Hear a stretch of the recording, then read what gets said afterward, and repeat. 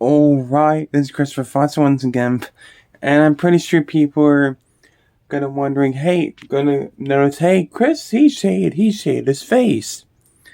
And I'd be like, yeah, that's not the first time I've done that. But it is, this isn't permanent, it grows back in a few days, but I just thought I'd share it for once. But anyway, this is a request time for Gabe, and the name of this video is the most twisted medical procedure in history. I hate anything to do with surgery, but let's watch and get pain and get horrified together. Yay. A real good day. Order Disturb and Plush, and the link is in the description and pinned in the comments. Oh, that's a cool plush.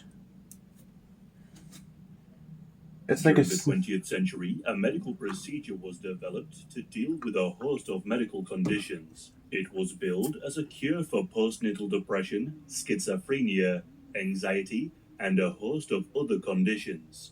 Wow. The transorbital lobotomy was developed from existing surgery Oh my techniques God, not to be the eye. capable of being carried Not the out eye. anywhere, and by any medical practitioner, sold as a quick solution to growing mental health problems. All that was required was an ice pick to be hammered through a person's eye. I'd rather just live with it. And then Fuck used that. to sever the brain fibers connecting different parts of the brain. Lobotomies carried great risks, with around 15% dying from the practice, with many more left a shell of their former Hell selves. no. In today's video, we will cover the development of the lobotomy, details how the practice grew, and the horrors inflicted on so many. The transorbital lobotomy was developed by American neurologist Walter Freeman. Whilst Hold on, guys. I'm getting real cold or hot. Sorry, guys. I'm trying to fan. I was getting developed the hot. procedure, it took inspiration and shared techniques of similar surgeries. The procedure devised by Freeman involved an ice pick, or later a specialized tool called orbitoclast being placed. No one touching my eye. No way. No how. Nose. The pick is then hammered into the skull, guided by the bridge of the nose, then penetrating through the thin layer of bone in the eye socket. Oh It my would be God. 5 centimeters deep, where it was then pivoted 40 degrees. The pick would then be hammered a further 2 centimeters before another pivot of 28 degrees. And this shit was real. The pick would be removed, Holy and the shit. procedure would be repeated, this time through the other eye. The origins of the transorbital lobotomy can be traced I'm not to looking early at that. treatments as far back as the 1880s. There were a number of surgeries carried out by Gottlieb Burckhardt, where sections of the frontal, temporal, and temporoparietal lobes were cut out in the hopes of curing mania, dementia, and psychosis. The field of psychosurgery was seen as a solution to curing many of the patients who occupied the asylums and psychiatric hospitals. It was soon expanded upon by Portuguese neurologist Antonio Iga Moniz. Moniz believed that mental illness was caused by irregular neural connections in the frontal lobe. In particular, Moniz noted that veterans of the First World War who had suffered brain injuries to this region often displayed a subdued or altered character. Working alongside neurosurgeon Almeida Lima, he developed the procedure known as a leucotomy, the precursor to the transorbital lobotomy. Moniz's surgery would involve a person being anesthetized. Holes would then be drilled into a person's skull before ethyl alcohol would be injected into the prefrontal cortex, destroying their fibrous connections. I'm gonna have fucking nightmares. Alcohol, however, was seen to have damaged other parts of the brain and was soon replaced with a tool called a leucotome. What the? Was a needle-like no one device going near my skull with that fucking thing. You're gonna get punched in the balls. Into a patient's brain, it would be rotated, severing the brain fibers. Of the 38 initial test subjects, fuck that. I would just live with it. Cured, 9 live the way I am. Don't puncture my fucking skull with fucking gadgets like this shit. Fuck that. Resounding success, stating that in the most extreme of cases, it would offer some level of respite, and insisted it was a simple and safe operation. Whilst the leucotomy did catch on in Europe in the late 1930s, it was not a particularly common procedure. The procedure, however, did catch the attention of an American doctor named Walter Freeman. Freeman had met Moniz at a conference and was immediately drawn to the procedure. Freeman was a physician from a prodigious family. Both his father He's the and bravest guy in the grandfather world. were successful If he doctors. wants His that shit grandfather done in to him, particular, not William me. Fuck Williams that Jr., shit. being the first American brain surgeon. Moniz became a sort Fuck of it. mentor for Freeman, who eagerly altered the leucotomy into the lobotomy. Instead of severing some of the I'm not connections showing from that. the frontal lobes, Freeman's procedure severed the connections between the frontal lobes and the thalamus. Freeman was not a trained surgeon, Don't want to get age and so he restricted. recruited neurosurgeon James Watts to carry out the Watts-Freeman procedure. By 1942, the team had performed over 200 lobotomies, with results published that 2/3 of their patients had some improvement. One of their patients who did not improve and in fact deteriorated was Rosemary Kennedy, sister to future President John F. Kennedy. Rosemary's Not the father kid, had man. her Not the lobotomized fucking procedures child. and behaviors that were deemed embarrassing and could hinder Kennedy's political ambitions for his children. It soon became clear that the lobotomy had been a massive failure. Rosemary's mental capacity shrank to that of a 2-year-old child. She was unable to talk, walk, or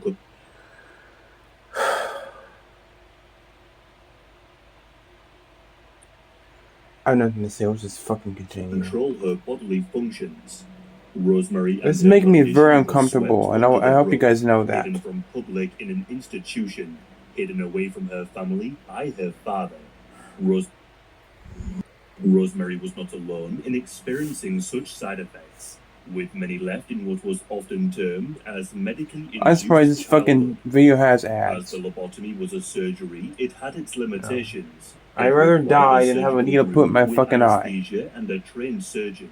Freeman took Just kill me. inspiration from an Italian surgeon named Ermaro Fiamberti. In 1937, Fiamberti developed the transorbital lobotomy, where the frontal lobes were accessed via the eye sockets. Fiamberti's procedure was to puncture the thin orbital bone. This is making me angry. I'm just saying, I'm not showing that. Stop showing pictures. Lobes, though would sometimes use a leucotome. This method was far less invasive and did not require the level of surgery as the standard lobotomy. Freeman altered the These are just procedure pictures, even but further, oh my using god, a stop long ice showing pick the as fucking tool to sever pictures. the brain fibers. Freeman was eager for his new procedure to become the norm. Whereas previous lobotomies were recommended for only the most severe cases or where there was little hope of recovery, Freeman suggested his transorbital lobotomy could cure most mental illnesses, from anxiety, ADD, obsessive-compulsive disorder, or postnatal depression. What's more, it could be performed anywhere and by anyone. Anesthesia and sterile surgeries were no longer required for a lobotomy. Freeman would train neurologists in how to conduct his procedure, These pictures and it would be possible are to so carry out fucked in up. any doctor's office. I'm surprised YouTube hasn't fucking Freeman recommended that the stepped patient up be and rendered blocked unconscious by this means fucking of video. electroshock. Freeman was ever the showman as a means of advertising and promoting his transorbital lobotomy. He would offer shows to the public where they could watch him perform the procedure, often with a dramatic flair. For example, he would often perform 2 lobotomies at once. In one infamous instance, Freeman posed for a photograph whilst he was carrying out a lobotomy. As he turned to face the camera, he moved the ice pick lodged in the patient's skull, causing a fatal brain hemorrhage. Watson Freeman was seriously, this is pissing me the fuck off. I don't like this kind of stuff. Watts was concerned about the lack of surgical expertise required for the transorbital lobotomy, and as Freeman had excluded Watts from his research in coming up with the new process, Freeman would branch out on his own, traveling to the various mental institutions across the United States. I'm not looking at that. He would preach his views on the efficacy of the transorbital lobotomy and gaining notoriety. Whilst many protested the widespread use of the practice, plenty of others took up Freeman's procedure and carried it out on a huge scale. Freeman would only charge $25 for a lobotomy, and is believed to have personally carried out 3,439 procedures over his career, the majority using an ice pick. Despite Freeman's marketing, the transorbital lobotomy was not the magic cure-all as it was sold. Around 15% of all patients died as a result of the procedure. No shit, they fucking died. Many more relapsed shortly after the operation, the very conditions that they were thought to be cured of often coming back stronger than ever. Many more were left a shell of their former selves. It was not uncommon for a lobotomy patient to exhibit changes in their personality, motor, or bodily functions and speech. Risk of infection was high, with Freeman often ignoring proper hygiene during his procedures. Freeman was also more than prepared to lobotomize children. The youngest Children! being only 4 Children years wants a sick old. thing In done all, to them. Are you some fucking kidding 40,000 me? lobotomies were performed in the United States alone. Whilst Freeman sought to push his procedure, there were plenty in the field of medicine that saw the transorbital lobotomy as an abomination. Plenty of publications, such as the Journal of the American Medical Association, were not satisfied with the evidence of the successes of lobotomies. Many saw the lobotomy as a method to free up bed space in hospitals, as a quick fix to criminal behavior, or as a way to rid oneself of a problematic family member. By the 1950s, the development and availability of chemical medications rendered the transorbital lobotomy obsolete. In 1953, the Soviet Union banned the procedure on the grounds it was contrary to the principles of humanity. Other countries soon followed suit, instead looking to the new antipsychotic and antidepressant medications that were far more effective. In addition, the practice of cognitive behavioral therapy was seen as a safer, more permanent solution to many a patient's condition. Nevertheless, Freeman continued to push his procedure until the 1960s. It was not until 1967 that Freeman performed his final surgery on a patient named Helen Mortensen. This was not Helen's first lobotomy, having had 2 already performed by Freeman, though it would be her last. She died of a cerebral hemorrhage, bringing the total who died at Freeman's hands to as many as 100. It was at this point that he was banned from performing the surgery he had built his whole career upon. Today, lobotomy is no longer recognized as a viable treatment. Whilst the medical field of psychosurgery has declined in favor of cognitive and medical treatments, How much more does this video got to fucking go? Should have been seen One more as a fucking 2 Yet they were able to be performed minute for and a over half 3 for this decades. fucking video. Whilst it was part of the process in better understanding mental illness, it was not a viable method of treatment for many. Whilst early practitioners of the lobotomy emphasized you had to bring up that fucking picture again, really? The likes of Freeman sought to expand its use as much as possible. Whether this stemmed from a desire to help or some nefarious motivation is hard to say, though it should be noted how Freeman seemingly ignored developments in cognitive and medicinal treatments in favor of his barbaric practices. I would invite you to read and research more on the topic if it interests you. One place to start could be the book Messing with My Head. Hell no, I'm not reading that fucking book. Lobotomy, written by Howard Dully. Dully was only 12 years old when he received his lobotomy from Freeman, and his recovery is a remarkable story. We ought to remember that countless thousands who were damaged by arguably the biggest mistake in modern medicine. I'm gonna send my fucking ass. I'm sorry guys, I usually don't get pissed off of videos like this, but this kind of stuff really bothers me in a deep way that I don't want to watch that kind of crap. I'm not reacting to any more of this fucking video. I'm sorry, but I'm never watching this video fucking again. Those pictures really bother me, guys. You guys have no fucking idea.